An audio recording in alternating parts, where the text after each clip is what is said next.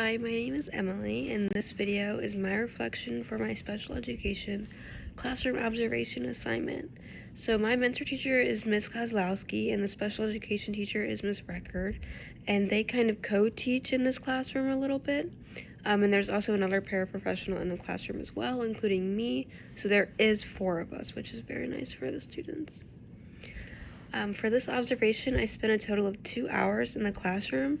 This was a special education classroom where every student either had an IEP or a 504 plan. The class size is about 7 students or 6 depending on the day, and that allowed for a highly individualized learning environment.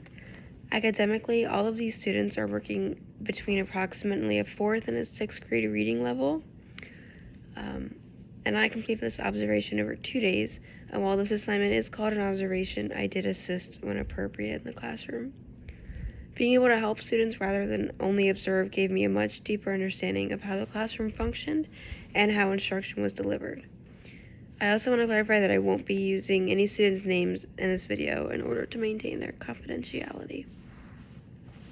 So in this reflection, I'm going to discuss what was happening in the classroom, what I learned from the experience, the accommodations and differences I noticed compared to other classroom settings, and how this observation either confirmed or expanded my views on educating students with disabilities.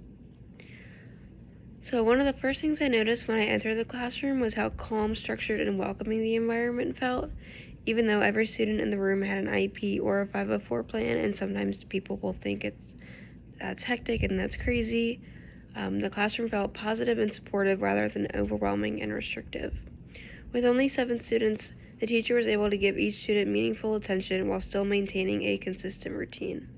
There were clear expectations, predictable transitions, and a strong sense of structure, which seemed especially important for students who benefit from routine and consistency. At the same time, the classroom also was very flexible. If a student needed more time, extra clarification on an assignment or a question, or a break, the teacher adjusted without making it feel like they disrupted the room and the flow. The balance between structure and flexibility stood out to me and helped create a learning environment where students felt safe, supported, and understood. Throughout my observation, instruction took place through a combination of small group teaching, independent work, and one-on-one support.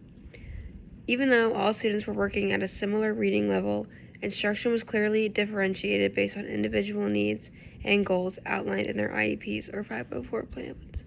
So in my small group, they have like a learning system in their iPads where they do. It's called Edmentum, and it makes questions and assignments in comparison to their learning level. So each student's a little different. So I sat down and worked with them at their own pace and what the computer decided what they needed to learn. The teacher frequently checked for understanding by asking questions, observing student responses, and adjusting instruction in real time. If students were confused, the teacher would restate directions, model the task again, or break the assignment into smaller, more manageable steps. When I assisted students, I noticed how important clear language, repetition, and encouragement were. Students responded well to positive reinforcement, and the teacher made a point to celebrate effort just as much as correctness. What stood out to me most was that the learning in this classroom was never rushed as it seems in very general education classrooms. The focus wasn't on finishing the assignment quickly or who could get it done the fastest, but on making sure students truly understood what they were doing and felt confident in their work when they were talking about it or they were just wanted to share with their peers. This observation taught me a lot about what effective special education teaching looks like in practice. One of the biggest lessons I learned was how intentional and thoughtful every part of the classroom experience was. The teacher, although she had a lesson plan, she was constantly observing students, responding to their needs, and adjusting instruction as necessary for them. And this reminded me that teaching students with IEPs or 504 plans require ongoing reflection and flexibility. I also learned how important relationships and trust are in special education settings. Students clearly felt comfortable with their teacher, which made them more willing to ask for help, attempt challenging tasks, and persist even when something felt difficult. And I feel like in my situation, it's also very helpful that there's around 3 to 4 professionals in the classroom and there's only 7 students. So that gives so many opportunities for help and encouragement if they're not getting something or they just need that extra support. This experience reinforced the idea that special education is not about limiting students, but about finding the best ways to support them so that they can succeed. Because every student in the classroom had an IEP or 504 plan, accommodations were embedded into everyday instruction rather than added on as an afterthought.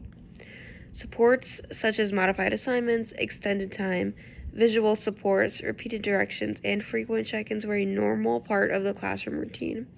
One of my students has a text-to-speech device that they use that's very helpful for them, so that when she is answering questions or she's asking questions, they can type it in and it'll share for them.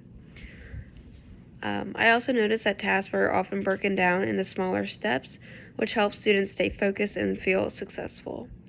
Since all students were working between a 4th and 6th grade reading level, language was intentionally simplified without being patronizing, and instructions were delivered in multiple ways. Another important accommodation I observed was how the teacher always encouraged self-advocacy. Students were supported in asking for help, requesting clarification, or taking breaks when needed. These moments help build student independence and confidence. Compared to my other classroom experiences, the biggest difference I noticed was the pace of instruction. Learning moved at a speed that worked for the students rather than being driven by rigid timelines and curriculum demands like sometimes happens in gen ed courses. I also noticed that assessments were much more ongoing and informal. The teacher relied heavily on observation, conversation, and student engagement rather than traditional tests or grades. Another major difference was how normalized accommodations were in this classroom. In this classroom, needing support was not seen as a weakness, it was simply a part of how their learning worked. This really stood out to me and made me reflect on how general education classrooms can become more inclusive. This observation strongly confirmed my belief that students with disabilities are capable learners when they are provided with appropriate support and understanding. Seeing a classroom where every student had an IEP or 504 plan helped me better understand the power of individualized instruction. It reinforced the idea that accommodations are not about lowering expectations, but about removing barriers to learning. At the same time, this experience expanded my understanding of the role of a special education teacher. It showed me how much planning, patience, and reflection are required to meet the needs of every student. As a future educator, this observation has influenced me how I want to approach my own teaching style. I want to create a classroom where accommodations are normalized, students' voices are valued, and all learners feel capable and supported. Overall, this observation was a meaningful and impactful experience for me. It deepened my understanding of special education and reinforced the importance of creating classrooms that prioritize equity, patience, and individualized support. This experience will absolutely shape how I think about teaching students with disabilities and how I design learning environments in my future classroom. Now, I don't believe, maybe my future classroom might have 7 students, which would be amazing that I'll give them the support they need in a small setting, but any classroom size student should still get the same support. Thank you for taking the time to watch my reflections.